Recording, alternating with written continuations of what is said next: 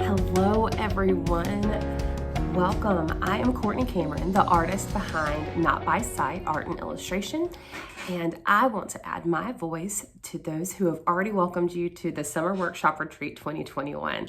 Also, welcome to this workshop where we are going to be reimagining interior portraits.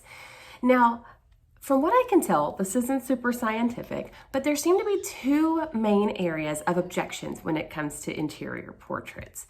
The first is that they're seen as old, outdated, maybe a little stuffy, but I want to invite you to think of the interior portrait or the room portrait or the interior sketch, it kind of goes by different names, as an opportunity to play with color, to play with composition, to play with texture, to play with pattern, and as an opportunity to use your imagination to create some really cozy spaces that are kind of quirky and maybe pretty fun. They're a great way to remember a certain space. For instance, I actually have plans to make an interior portrait of my daughter and my son's nurseries in a house that we don't even live in anymore. But it's just a great way to remember that space because it was important to us. The second area of objection is around how complicated they seem like they can be. There is a lot of stuff in a room. In fact, if you look behind me, this is my studio, but there's a lot of stuff in here. And the thought of putting all of that to paper is overwhelming. When we're looking at things like perspective, and especially if we're thinking about 2-point perspective, that can get super overwhelming to us if that's not something that we're used to doing. So here's what we're going to do today. We are going to simplify the process, okay? We are going to add what we want, leave out what we want, and the painting that I'm going to be doing today is actually not going to have any perspective at all. Well, it's going to be minimum. It's just going to be a piece of a wall in my home. So speaking of, if you would like to paint along today, I am going to be using watercolor and ink. So if you want to paint with me, grab a pencil, grab a good eraser, some watercolor paper, waterproof ink, and your watercolors. If you don't have that on hand, or if you prefer to use another media, that's totally fine. This will be great if you prefer digital painting, if you like to use gouache or acrylic gouache, colored pencils, any of that will be totally fine. If you want to take a moment to look at your space and find a particular area that you would like to paint, then you are welcome to do that. But because I know a lot of you are watching this live, I'm going to include the picture of the wall that I am going to be painting in this workshop if you'd like to follow along with me, okay? So what we're going to do is we are going to look at our homes in a way that is fresh and new. And we get to play with pattern that may or may not actually be there, color that may or may not actually be there. We're going to use lighting in a way that just offers a fun opportunity to add dimension, not something to stress out about. This project and this process should be fun. It should be stress-free, and it should be an opportunity to explore line and color and all these elements of illustration and painting that we really enjoy in a way that in the end is going to be extra meaningful because you've used a space in your home to do it. So get your supplies ready and let's get started. All right, friends, let's get started. So you will see here the picture that I included. This is from my living room, and there's this big long wall, and I took a snapshot of a small portion of it that included this chair, the lamp, and this side table that has a set of drawers in it, because I thought this would make a lovely composition with the variances in the height, and also it provided a good opportunity for me to switch a few things around and to put a lot of the things that we're talking about today into practice. Now, I wanted to include this wide range shot real quick so you could see the colors in the rug. I am going to kind of pull from that later, but the snapshot that I'm going to use is actually cropped down a little bit, and so that is what we are going to be using today if you would like to paint along with me. So I love a lot about this particular setup. Compositionally, I already mentioned that, but then just the coziness of the space. You have the chair with the lamp that looks like it's ready to read, the fun little knickknacks on top of the side table, which is pretty characteristic for us in our home. We have just like fun little knickknacks, and so that is why I chose this particular space. I thought it would be fun to do exactly what we talked about doing today. changing things around and also simplifying some things and adding what we want. So what you're going to see here, you're actually going to see my decision-making process from beginning to end. So you'll see where I start off with one thing, then I change it to another as I'm sketching. Um, you might want to do thumbnails for something like this in the future if you decide that you would like to continue to do interior portraiture. Starting out with some thumbnails and having different working on different compositions, of course, is a great way to start. But for today, I just went straight to the sketch. I figured that I could make any changes that I needed to along the way, and you'll see that I do that. So I'm starting off with the chair, and I do want to say, if you're following along as I sketch, I change this chair halfway through. It has a little bit of perspective, and it's set at an angle in the frame, the reference picture. And so I had it that way at first because there is a conversation space that's just to the left of this picture, and that's why the chair is angled that way. But for the composition of this piece, that didn't end up making sense. And so I switch it to be forward facing about halfway through. Speaking of composition, I did want to make a couple of notes about that when it comes to interior portraits. So it is common understanding that we don't like for our subject matter to go off of the page when it comes to composition. However, I invite you to think of it in a little bit more relaxed terms when it comes to interior portraits because, well, there's a number of reasons for this, but the main one for today is that we are doing just a small, almost like a vignette or just a small space. And so it makes sense that there might be things that wouldn't make it into the frame. I could have actually turned this paper sideways, and you can if you'd like. And that would include enough room for the chair, the lamp, and the side table. But I really liked the idea of kind of zooming in on this particular corner or particular space right here. And that was just a personal preference. So I would say compositionally, that's up to you. If you really don't want to have anything running off a page, I fully respect that. But I also, am inviting us just to think through these things in a little bit of a different way today. So speaking of the composition again, one of the things that I am keeping in mind as I am sketching is the differences in height. That's probably going to be my biggest focus and differences right now because, differences make pieces interesting. If everything was around the same height, you can see the chair's just about the same height as the side table. If I kept all of everything that I'm painting at that height level, it just wouldn't be as interesting. So the mirror is going to provide some good height for us. I'm actually going to switch out the vase for one that includes kind of a bigger arrangement of floral and greenery.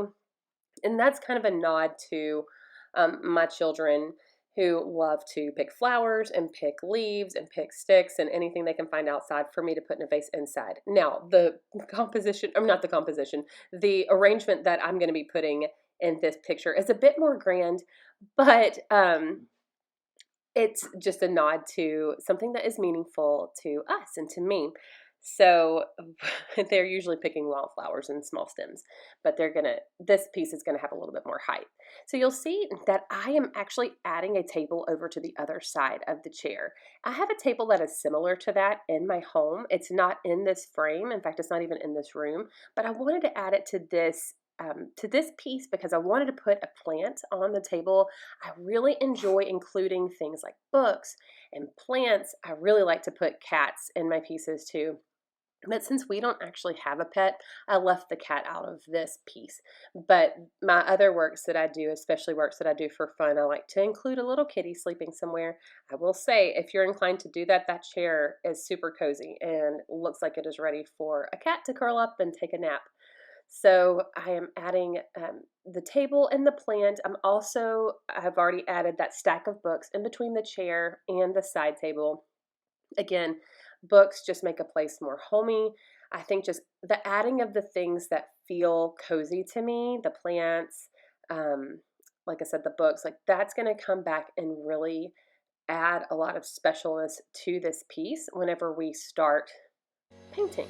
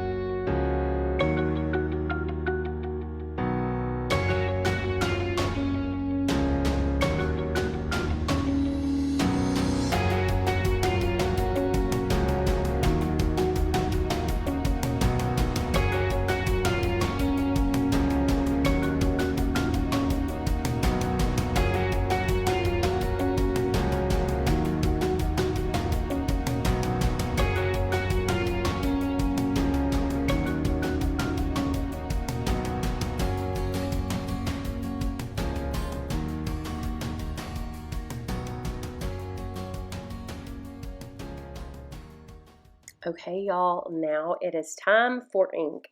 So I am using a Zebra Fude pen here, and I like to use this pen because it has a softer nib, which allows for some line variation. But if you prefer a monoline, that will look good too. If you have a fountain pen, that would also look super cool. I actually don't have a fountain pen, but I've been wanting to get one. I think that they would make these illustrations look especially fun. Um, but the main thing is that the ink be waterproof, because we are going to go over all of this later with watercolor paint. So we want to make sure it doesn't smear. Speaking of smearing, you will see that I actually really should have started on the other side of the page whenever I started using ink. It makes the most sense to start from the left and move to the right if you're right-handed. Of course, the opposite if you're left-handed. I tend to forget that. Um, Part of it is because I'm going for my bigger lines first, because I use my ink to also make any corrections that I need to left over from my sketching. Sometimes I don't get my lines quite like I want them, or I might decide to change the height of something or something like that whenever I'm adding my ink, and so because of that I tend to start bigger, but it has caused me some problems in the past where I've drug my hand across wet ink. So just keep that in mind. Let's see. So you will notice at this point that I changed a number of things. I changed the shape of the mirror. I decided I really liked those arch mirrors that are very trendy right now, and gave it a much thinner frame around it. I added another stack of books, and of course you see where I changed the vase of the flowers, and I added a different lamp. Overall, compositionally, I'm pretty pleased with this. If I had to go back and do it differently, I might would have added a little bit more height to the table and the plant off to the left, so that it was maybe a little bit higher than the chair in the middle. But that wasn't enough for me to go back and to change it whenever I noticed it. I think in the end it turned out looking just fine. That's just a little nitpicky thing sometimes that I end up doing. So after I get done outlining the pencil marks with the ink and making any last minute changes that I'd like to make, then I'm going to give it just a little bit of time to dry and erase every pencil mark that I see, because any pencil marks that are left are going to show up and show through the watercolors. So especially with my lighter colors. So that's what I'm going to do. I'm going to speed this up a little bit, and I will see y'all when we are ready for paint.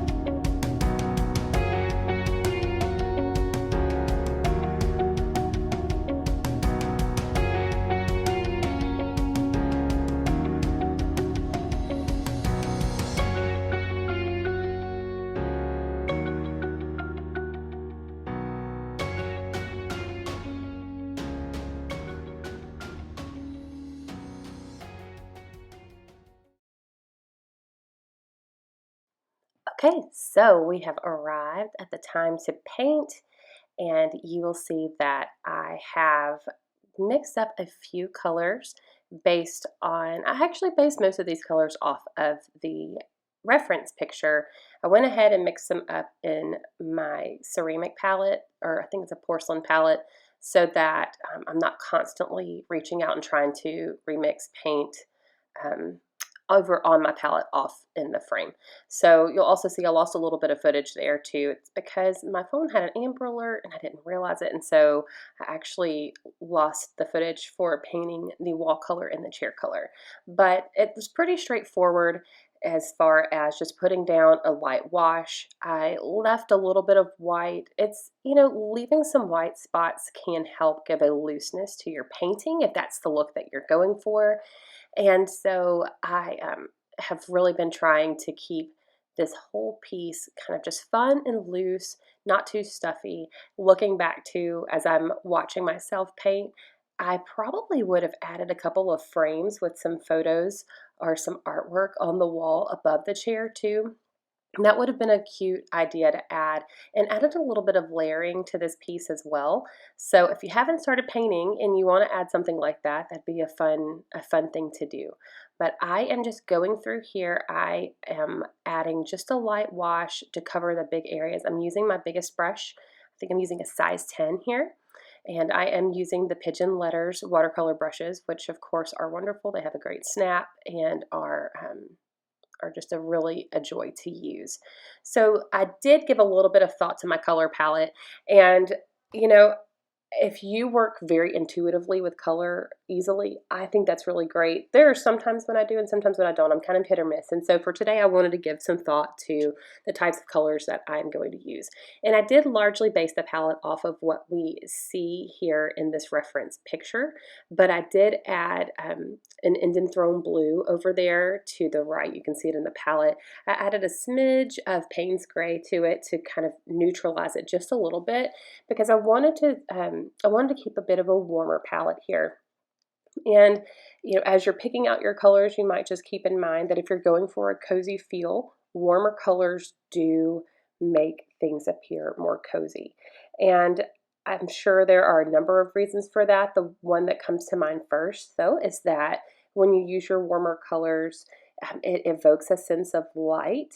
And of course, we've got your light with all bouncing off of your items here in your home, and it just kind of gives that feeling of coziness.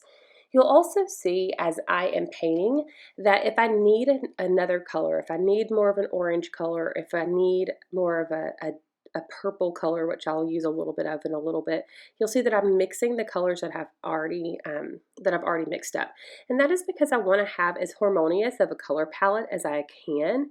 And using the colors that I have already mixed up and tested, you'll see I actually, my cloth is covering it right now, but I have my color test scrap of paper off to the left, and that's what helped me make sure initially that all of my colors worked well together. I do pull a couple of colors out here. I'll use a little bit of the cobalt teal from Daniel Smith for some of that turquoise color, but I end up adding some of the Indian Throne blue mixture to it as well to bring it into the color palette in a really harmonious way.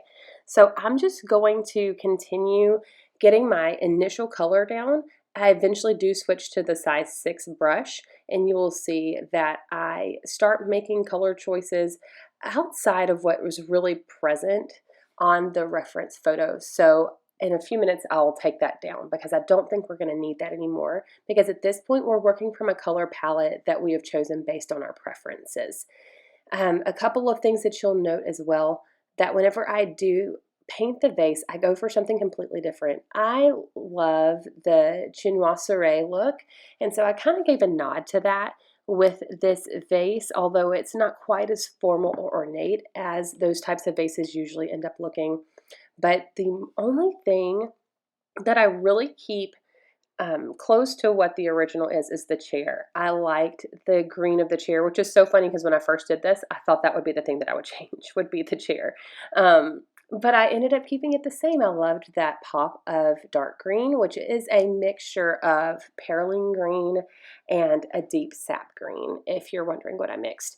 The blush pink is a mixture of Potter's pink because I wanted to get that granulation that Daniel Smith's Potter's pink is known for, and I added just a touch of organic vermilion to it to warm it up a smidge. And the wall color is a mixture of the Indian yellow with a little bit of the burnt umber. The brown is a little bit of burnt umber and raw umber.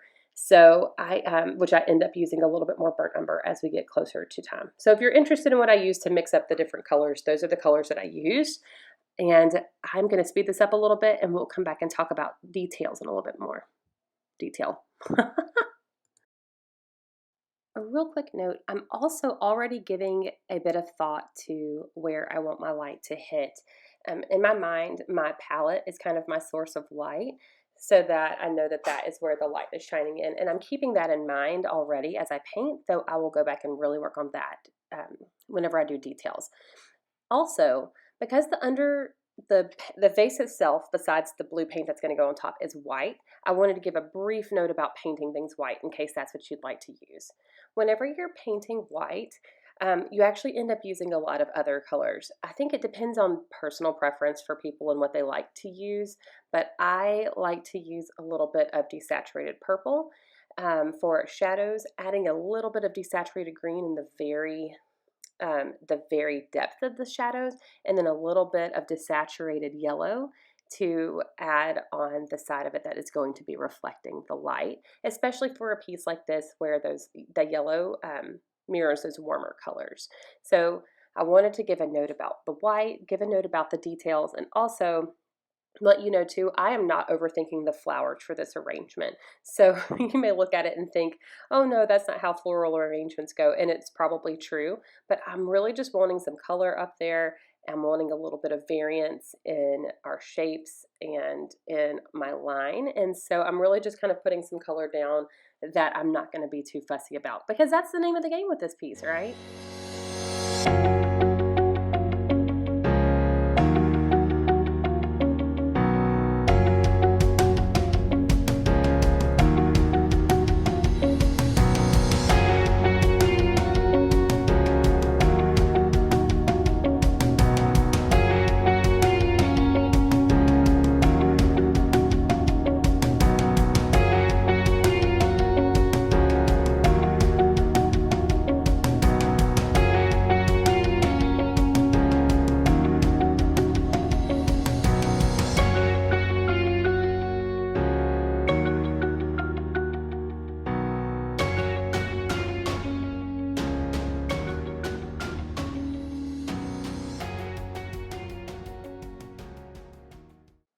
Okay, so I am about to start working on the wallpaper pattern, and I wanted to give a quick note here that this is really just a matter of personal preference. I went with a two-tone pattern because I didn't want it to be too distracting, and I also went with something really big. I was trying to consider my scale here and what other patterns and what other sizes I had in place, and so that's why I ended up with going something larger on the wall. So that is what I was doing there. Now you can see that the whole piece is painted and we are ready for some more detailing. A quick note, because you've probably already noticed, you see the top of my head poking in, up there it is. You're actually probably going to see it a little bit more in this section as I get more and more detailed. For those of you that I did not know prior to this workshop, I am a visually impaired artist. I'm legally blind, and so I am used to working fairly close to my pieces. In fact, I make the joke a lot of times that I'd get closer, but my nose gets in the way. It's mainly in jest, but not like entirely inaccurate either. So I usually work pretty closely, especially when it comes to details. And so I'm trying as much as I can to keep the piece in the frame. And but there are some times whenever I do need to get a bit closer so that I can see exactly what I'm doing as much as I can. And so you will see the top of my head appear from time to time, and that is just me getting close enough to see. So now that I have color everywhere color is going, and you can see that I've got the bigger pattern on the wall with the wallpaper. I have tried to balance that with the smaller pattern on the vase and the smaller pattern on the pillow. You'll see later that I add a few smaller patterns to the planter as well as some of the books. And I am using my cloth as I need to in order to maybe fix small mistakes. If there is a small issue with water control or brush control, I usually try to have that on hand to pat that out really quickly. And I also like to use it for texture. I don't do it so much in this piece as I normally would, but I do use it a lot if I want to pat out some texture for a wash to give it just a little bit more visual interest. Also, you will notice that the rug at the bottom, it's kind of out of the frame now. Oh, there it is. I put a wash or a glaze of some buff titanium over the rug because I wanted to neutralize the colors just a little bit. In fact, I think it was a little bit of buff titanium mixed with a drop of the burnt umber, just to, of course, make sure that I was keeping it in the color palette that had already been worked on.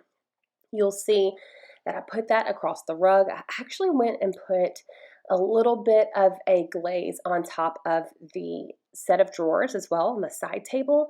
Glazing is your friend. I was scared of glazing for a long time, and I was afraid that it would that it would cause me to make mistakes that you can't fix in watercolor. But I'm also learning too that that's okay. That if I put a glaze on something and it's not exactly what I was hoping, that I can either pat it out with my cloth, or it just may change the direction of my piece a little bit. My goal is to try to keep my paintings as lighthearted as possible for me, because I like to paint for the sheer enjoyment of it. I do have pieces that I work on for clients, and I tend to be more exacting with those pieces. But for pieces that I do for fun that really feed my creativity and feed my joy of painting, I try to keep those as lighthearted as possible. So I'm adding some shadows here. Well, I'm starting to do that other places. You've probably already noticed it on the drawers and things like that. So what I tend to do for shadows on pieces like this, I don't take a whole lot of stock in like realistically what the colors would look like. This is just a stylistic preference, but I tend to just grab a more saturated version of the color that I mixed up and use that as my shadows. I also want to note that the way that I do shadows is pretty stylistic as well. I'm not as concerned about the proper slants or angles. I'm not really blending anything out. I just add a line of darker color that allows the eye to have basically some things to look at. It adds some depth and dimension to the piece itself, and it also just adds some visual interest. I'm not as concerned with accuracy here. I want it to make sense to the eye, and that's how this whole piece is, though. Whether you're looking at proportion or ratio, or how you're drawing your perspective, my goal here is not so much accuracy, but it is just wanting to make sense. Keeping this perspective allows us to keep the piece fun and fresh. So the main things that I am looking at here are color. What kind of story am I telling with my color? Overall composition, wanting to give the eye a place to move around the piece and having also places for the eye to rest. I want to add a bit of visual depth with the shadows, and I want to add a bit of visual interest with mixing the patterns. So accuracy isn't as much is not as important as having fun, but we also want things to make sense to our eye, which I said a little bit earlier. So now I am just going through adding some last minute details and last minute shadows. You can see I'm working on the chair right now, and you can see as I finish each piece just how much more depth the piece has, or the piece of furniture or the area has, whenever I have finished it. So we're telling a story with the books on the floor, with the books on the side table. You've got some flowers, and everything in this piece, even though it is done in a way that's kind of fun and funky, it has meaning. And that is one of the cool things about doing interior portraits, is that you get to tell a story with things that are meaningful to you.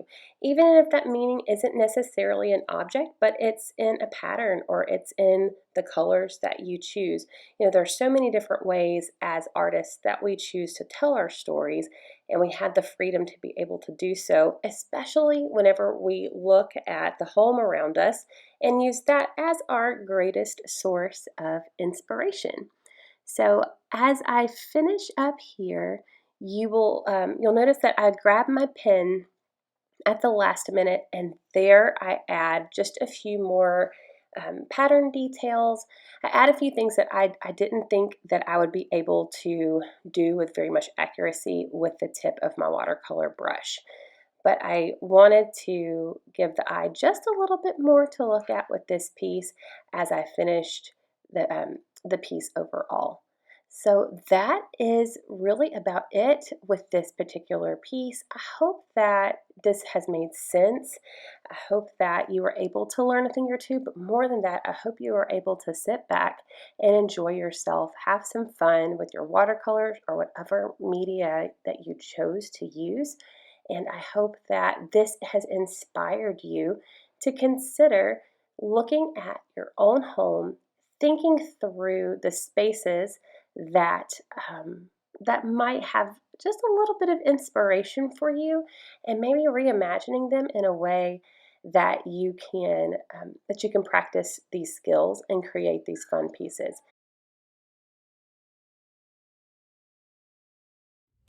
Okay, friends, that is it. Thank you so much for tuning in and painting with me today. Thank you, Peggy, Dean, and team, for having me at this year's summer workshop retreat. Such a pleasure to do so. Please, if you decide to post what you've been working on, tag me so that I can see it and encourage you at Not By Sight Art on Instagram, also on Facebook. But that's at Not By Sight Art. Also, if today just got you really excited about doing more interior portraits, I want to encourage you to go to notbysightart.com/interiors. I have created an ebook with some of my very favorite tips for working on interior portraits, room portraits, interior sketches. It's all together for you. It's yours free. If you would like it, just go to notbysightart.com/interiors to get it. And that should keep you going for a little while. As you do your pieces, I would love to see them. I look forward to connecting with you. Thanks again. I hope you have a great rest of your retreat, making some beautiful art.